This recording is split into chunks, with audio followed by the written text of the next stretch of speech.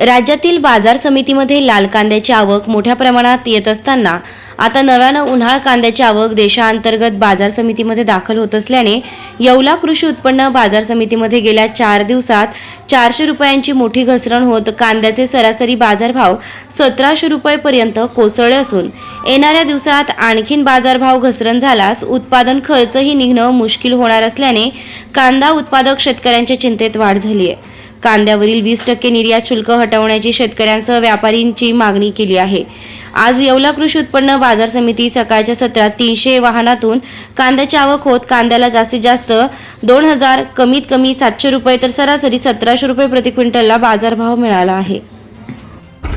लाल कांद्याची आवक ही आता घटत चालली आहे आणि येणाऱ्या दिवसात उन्हाळ कांद्याचं प्रचंड पीक आहे, तरी केंद्र सरकारने 20% ड्यूटी ही घटवलीच पाहिजे। ही घटवली नाही तर महाराष्ट्राच्या शेतकऱ्यांना हे रेट कमी भेटणार नाही आणि सरकारने 10% सबसिडी दिली पाहिजे। अजून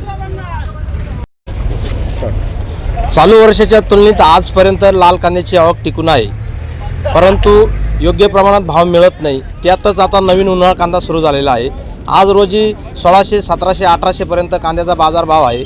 भविष्यात उन्हाळ कांद्याची आवक वाढणार आहे, तर केंद्र सरकारने यात लक्ष घालून शेतकऱ्यांना जास्तीत जास्त कांद्याला भाव कसा मिळेल या दृष्टीने निर्णय घ्यावा आणि शेतकऱ्यांना न्याय मिळवून द्यावा, अशी शेतकऱ्यांच्या वतीने या ठिकाणी मी मागणी